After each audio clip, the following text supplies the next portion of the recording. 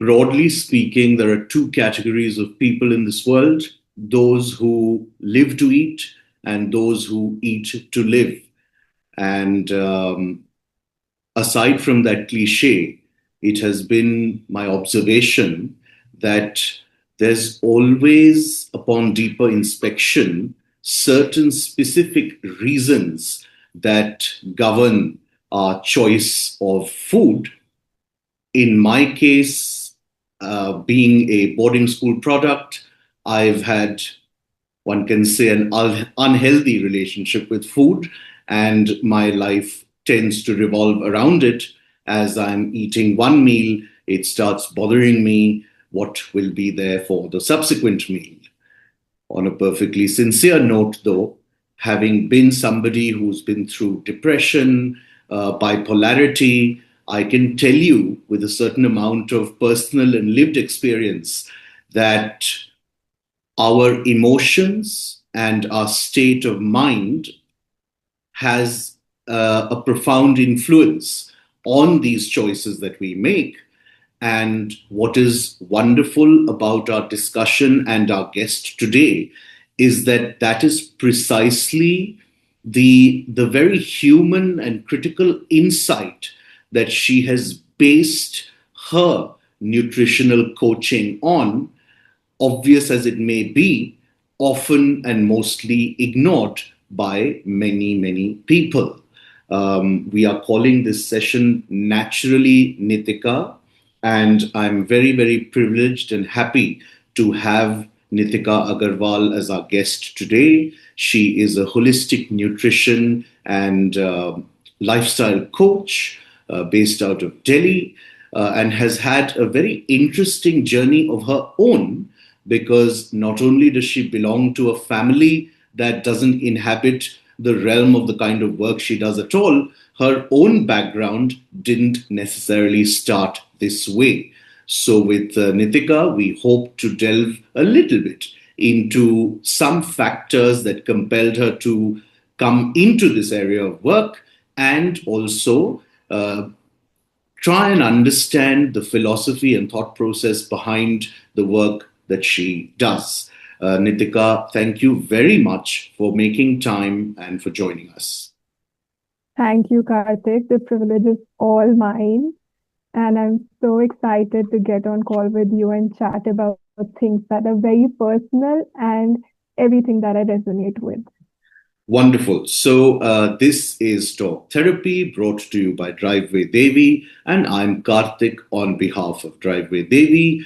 Please do not interpret my dark green color of the t shirt for me trying to cue veganism or vegetarianism. I'm personally, although I shouldn't be, carnivorous. But with that said and clarified, let's get into it. Nitika, we would love to know a little bit in your own words first about your current work and practice. So what I do is I help people regain their health. And it's not just about you come with me with an issue like diabetes or you want to get your blood glucose normal or a gut health, but it's also a very long-term sustainable thing. Like I feel I will be a success if my client does not return. And for that to happen through the process of coaching a client and giving them the diet, the lifestyle choices, I have to instruct and help them understand the why behind it. Because it's only when they understand the why and they accept it and make the journey fun is when I am not being the voice behind their head, do this, they can actually continue to follow it. That's beautifully Yeah. articulated in a world where increasingly businesses and services are strategically designed with a single modus operandi, which is to keep you coming back. Which is why, on the one hand, I will buy a hairdryer that will go bad in 6 months, and my own wife is using my mum's wedding hairdryer, which continues to work in shipshape.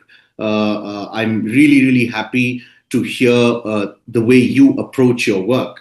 I was also equally intrigued by naturally jungly, the name that you have chosen, the brand name for yourself and for your practice. I'd love to know the thinking behind that. It's a combination of two words. It is a very playful take on, in Hindi movies, you hear the word wo to jungly hai. But for me, what it means is that they're not super clinical, they're not overly polished, they are in touch with the natural intuition that we had when we were born. Like if you go to a forest tribe, they will get up when the sun rises. They're not getting up because I have a job at 9 to do, or it's not all monitored through the watch. Nature, jungle gives you all the elements to try to structure your life accordingly. So I think that's where I got the inspiration, and I'm a big safari girl. So I think that jungle concept really drew me in as well. That's wonderful. And I can tell you that in any case, in the broader Indian construct and context, there are so many communities where, particularly when it comes to children, you find parents, grandparents of a certain generation very endearingly using that term jungli, which can cue playfulness, which can cue instinctive behavior. So it's got extremely positive and very important and relevant associations, particularly in today's times. Exactly. And I think that's what we want to do, not shift back completely. Understand, yes, we live in a city, understand we work in a different way, but still try to listen to our bodies, which works through the jungle, which works through nature. So just find that balance. When we spoke offline before this session, I was okay, so let me put it this way, slightly complicated context here. I'm one of the lone individuals from my community who went into things like advertising and subsequently films, etc. And it caused huge scandal. It was unprecedented. Similarly, and I was presumptuous, but I was right, when I saw your full name, I was like, what is she doing coaching? And my suspicions were proved right because that is not how you began.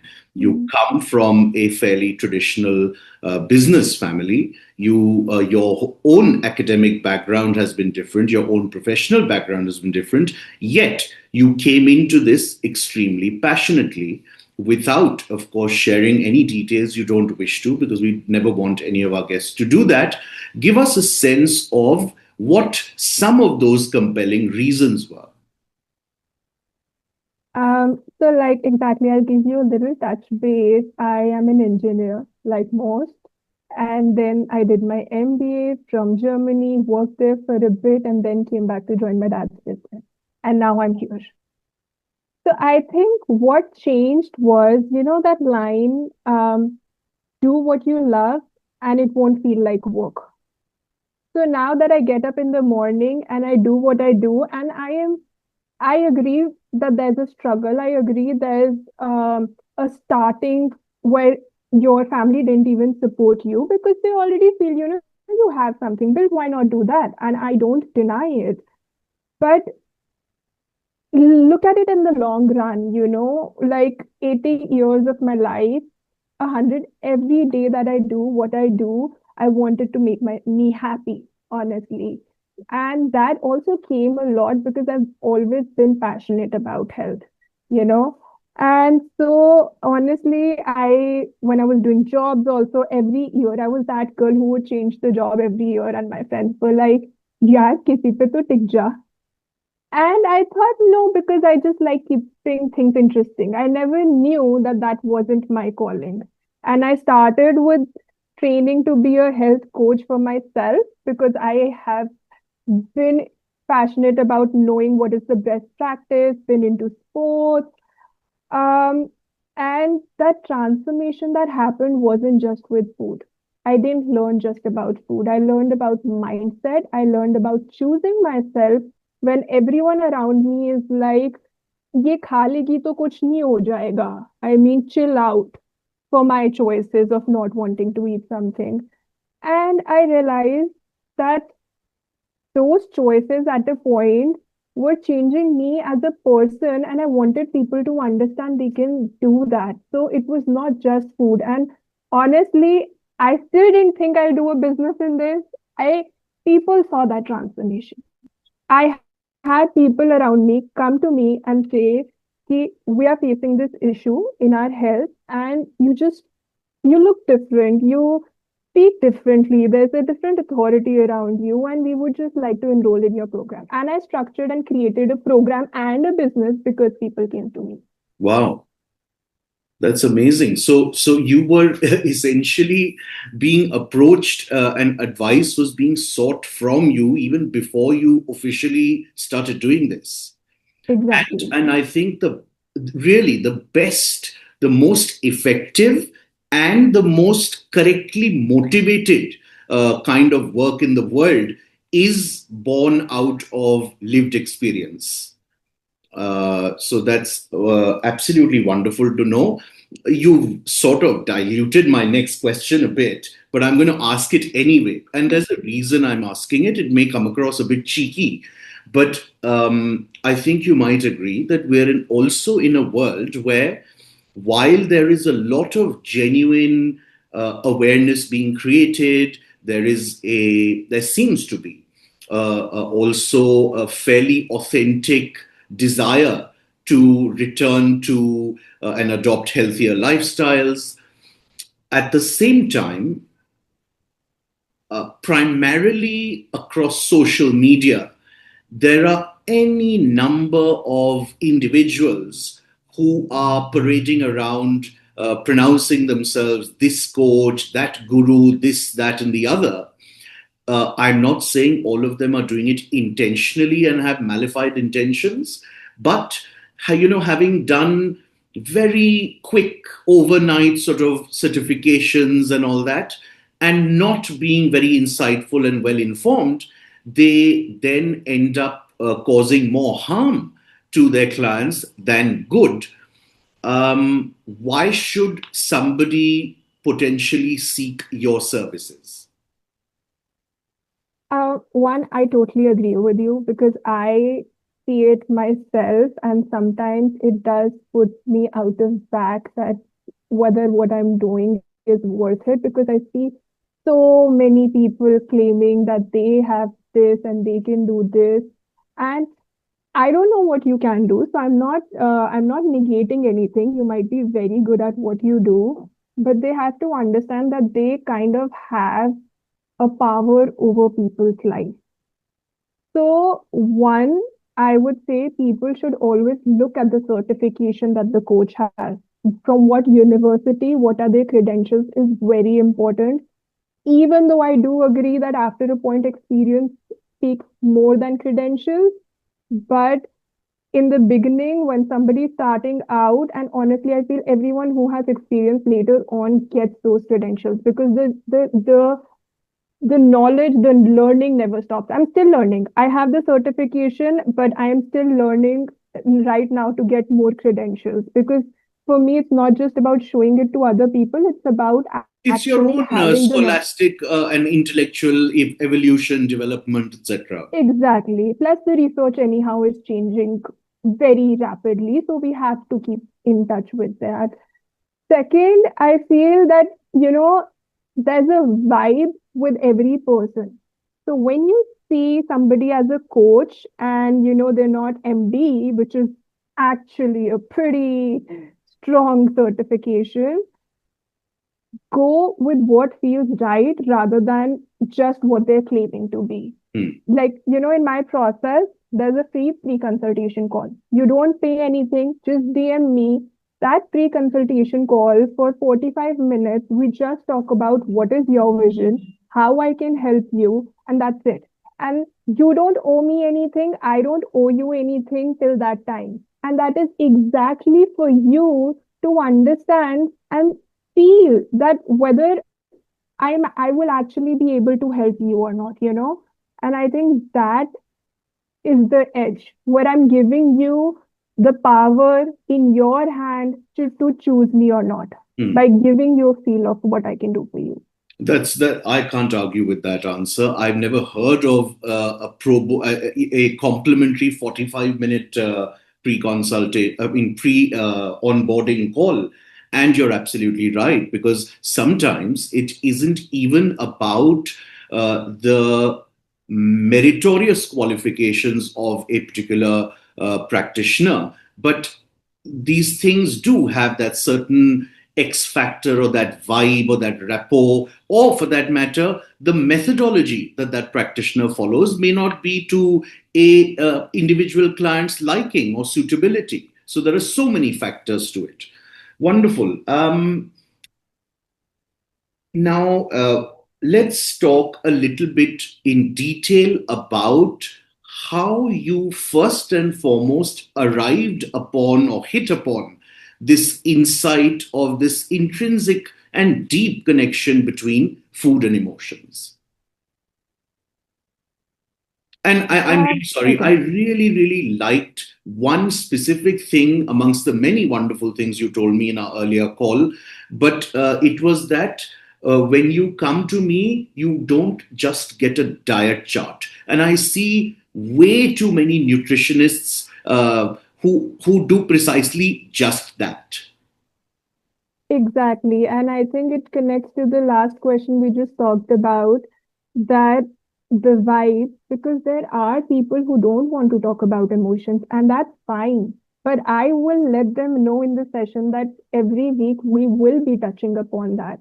So you need to come ready to open up a little to me. I don't want to know your personal story. I don't want to know where that emotion is coming from. Just that start listening and know, were you feeling a certain way when Hmm, you chose that food? hmm, So why is it so important to me is, like I said, since I was a little girl, I have always I have been famous as a girl in college who used to take her खाने का डब्बा. College में तो people are like buying in the canteen and stuff, and I would still take the खाने का डब्बा घर से because I correct. genuinely wanted to be healthy, and for me that was the definition of it. Hmm, And then like 4 years back, I had severe gut issues. hmm, I had a lot of acne on my face, which was just not going, and like every time I got my blood report, fantastic. hmm, There was no reason for it. hmm, So that's when I started dwelling into it more, that somebody who's doing everything right, who's eating right, who's playing 2 hours of badminton, who is doing everything that is possible can, is having so many issues. hmm, Like from going as the girl in the group who's the healthiest to like literally people thinking इतना करने से भी कुछ नहीं होता. You shouldn't be this healthy. sure. And so I think that's when I started researching and I got into a little different parts of health, which was the mind. Hmm, And I started reading books like, Dr. Joe Dispenza and stuff, which said that you have the mental ability to be who you want to be. And a lot of times, how you are eating matters. I used to eat food in my room watching TV. Worst thing you can do.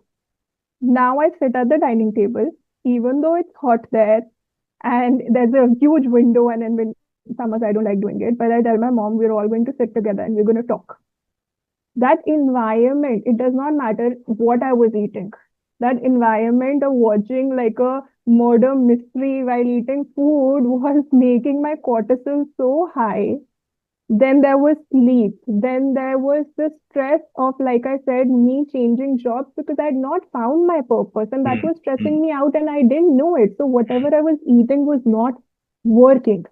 So dwelling into the mind as well at that point of time made me realize that emotions cannot go separately, because I was doing the food, I was doing whatever was the best practice in food for years, but still everything went railroad. And it was when I got the emotions back into control, when I started with yoga, when I started really looking at my food, thanking it, making a whole system out of it, is when that food started actually affecting me. That beautiful reel that you shared with me a couple of days back of Dr. Deepak Chopra talking about essentially a situation where one's mental state and emotional state is so powerful that it can literally turn poison that one is taking in into the opposite, and something allegedly really healthy will do absolutely nothing for you.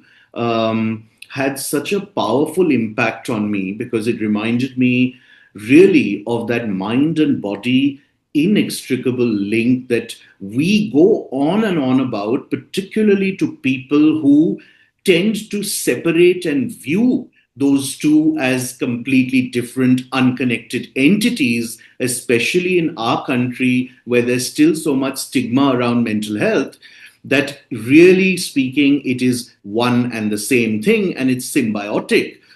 My own thyroid cancer diagnosis, I know for a fact, without a shred of doubt, was not physiological. It was a result of pent up decades and decades of trauma.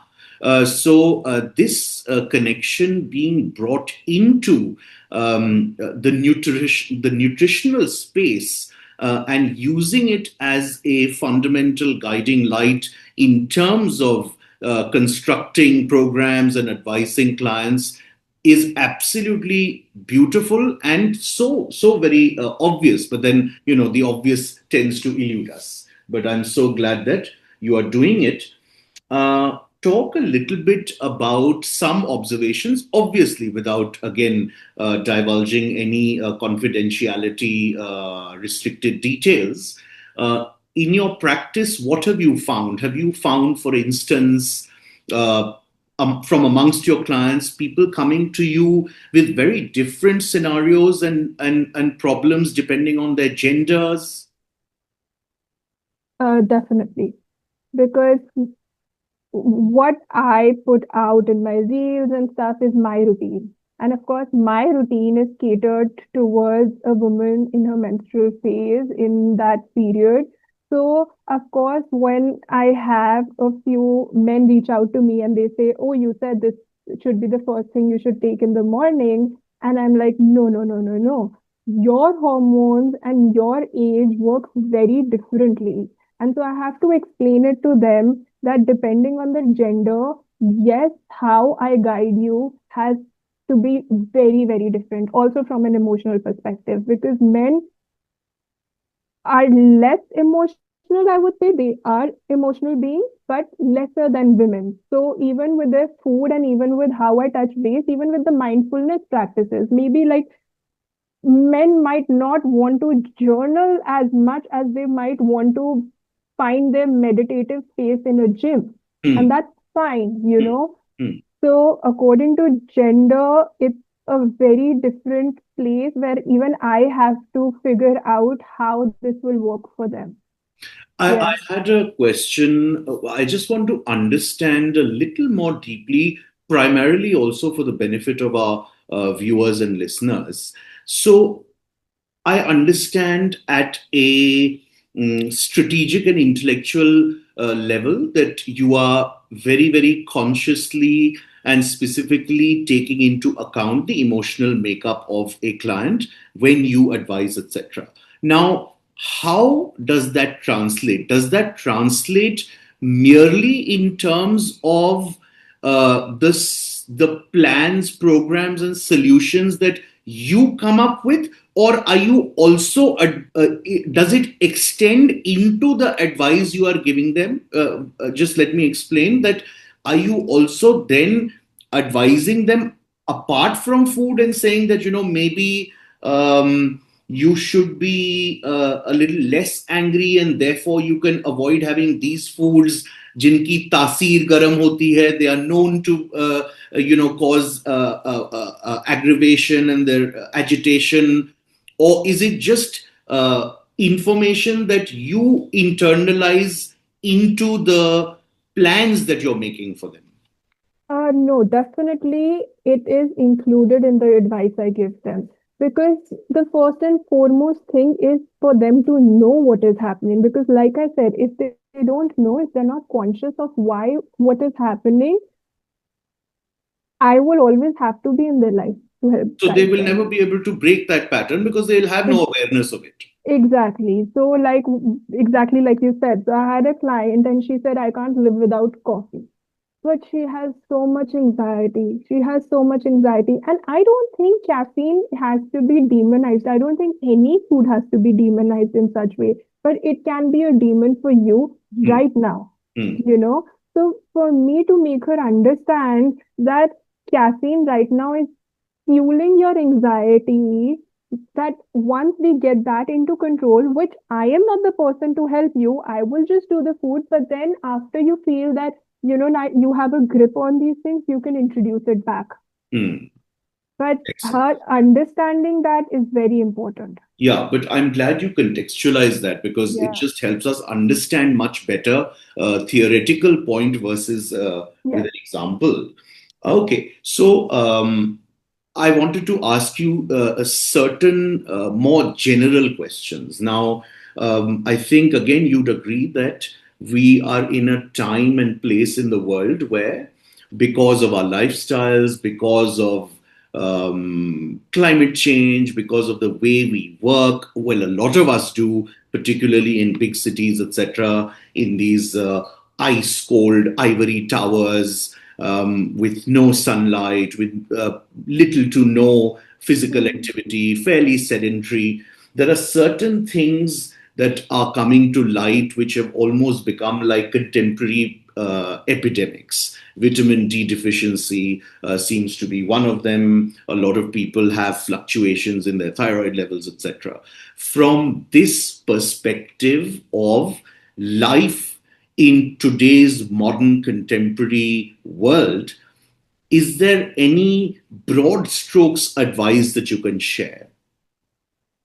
yeah, I think one thing we can all do is get in touch with the circadian rhythm.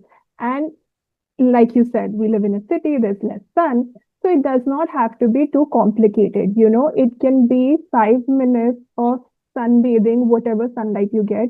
Or I know it wouldn't be my first recommendation, but if you need, now we have gadgets and devices. Absolutely. Yes, you can keep it on your bedside and it literally mimics the sun Mm, rays. mm, It is also an option if the first natural option is not available to you. mm, That actually makes your body figure out, oh, it's sunrise. mm, And once it figures out it's sunrise, it will actually automatically start sleeping on time. And this is for sunrise, for sunset as well.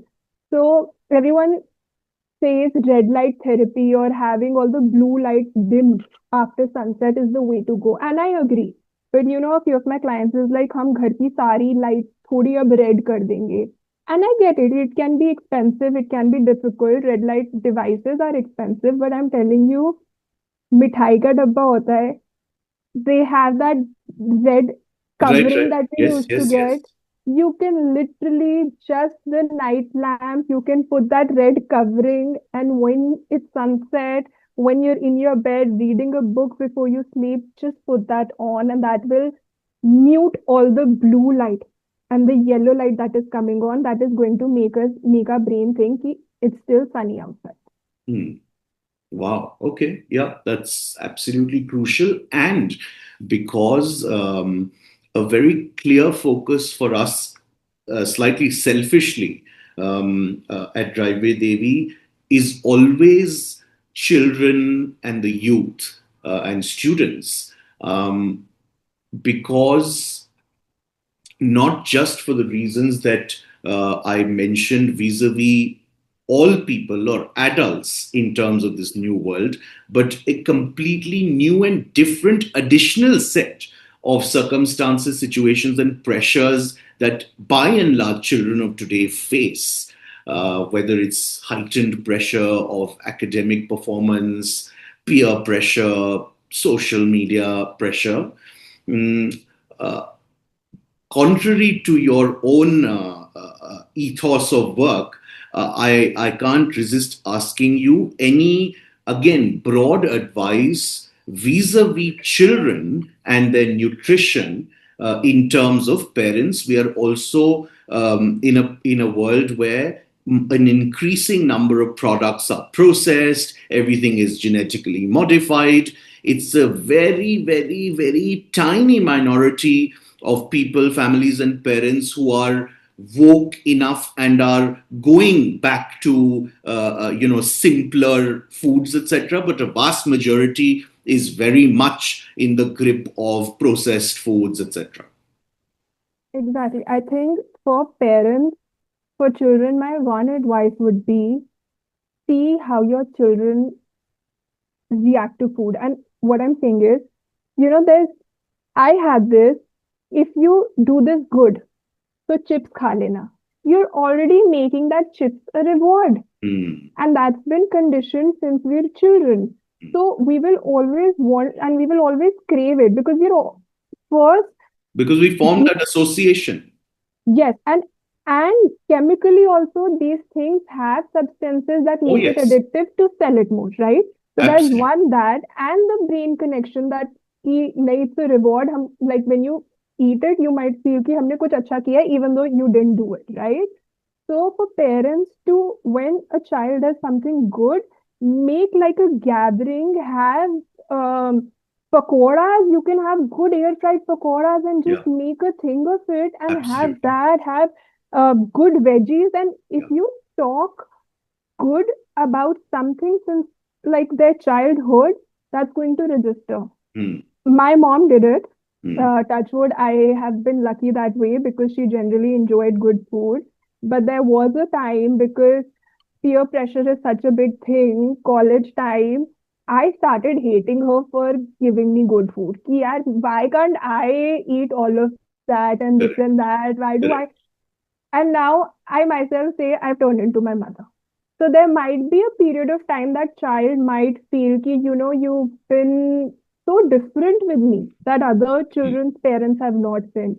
right. But trust me, after a certain age, they're going to revert back and they're going to understand why you did it. And also, when you're doing all of that, when you're creating a happy environment with their food, which is basically seasonal vegetables, as much as seasonal stuff you can include, understand what they like, understand what they don't like, understand why they don't like it, because a lot of times there's a reason to not like it. It's not just your taste buds.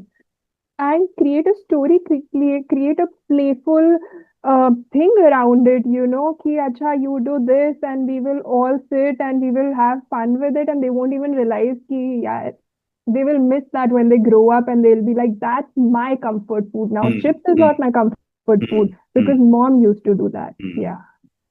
Absolutely. Very, very critical points. In fact, I was constantly thanking my stars and feeling blessed because although, even in a city like Jaipur, it's rapidly changing, but in a relative sense to the larger cities of the country, we are still so privileged because access to fairly comparatively purer produce, whether it is fruits and vegetables, desi, Mhm. whether it is meat and poultry, whether it is, milk products, is still possible to a fair degree, of good quality, less modified or not modified. We see that. I mean, when we eat something here, and then my wife and I are in Bombay, and we go and buy the same vegetable, it tastes Mhm. completely different. I mean, it's amazing. Uh, I understand. yeah. But I think, this organic produce and good produce, yes, you're very lucky, is the next step. Like in the beginning, I do agree there's a lot of contamination, but I would still say as long as it's real, as long as you Mm, can see ki, okay, it must have come from a field, even though there's mm, chemicals in that field, mm. it is 100 times less processed than something that's been packaged, Oh, right? yes, So first absolutely. choose that. That's already going to make a huge difference. And then slowly, whoever has the capacity of going towards A to gir cow ka desi ghee and Mm, everything, then mm, we mm. go there. Otherwise, Correct. honestly, there's so many options that we don't even have to go towards the expensive Of stuff. course, of Yeah. course. Yeah, true. I mean, that is just packaged evil. There is a reason why food scientists are so sought after, and the fact that they are even called scientists because obviously it's all about playing with chemicals. So, yeah. Wonderful. It's been an extremely interesting, important, insightful discussion. We are so happy about you doing the work that you do. Very quickly, I'd like to ask again for the benefit of people who would want to seek your advice. How do you work? Is it only online, only offline, both? So I started with only online. Now for personal clients, because I only do one-on-one, not any group coaching yet. So for personal clients, if somebody is more comfortable with having it one to face to face, I do have an office. But like I said, I'm expanding that office, and for them, I do put in the effort of getting them to come because it's still my house. So I have Mm, to be conscious about who of I let course. in. Sure. But so yes, it will be both pretty soon, but Mm. individually, for some people, it is both already, but majorly online. Yeah. Great. We will do another session dedicated to Delhi and Delhi's obsession with Pandara Road cuisine and your thoughts on that. But thank you very much for now. It's been lovely, and we hope to be in touch. All the best. Thank you so much, Karthik, and I wish you the best. I think what you are doing is inspiring so many people. I had so many people get in touch with me and say, "Oh, what are you talking about? That's so interesting." And for that, thank you very much. Oh, my pleasure. And thank you for that feedback. It's made my day. Yes.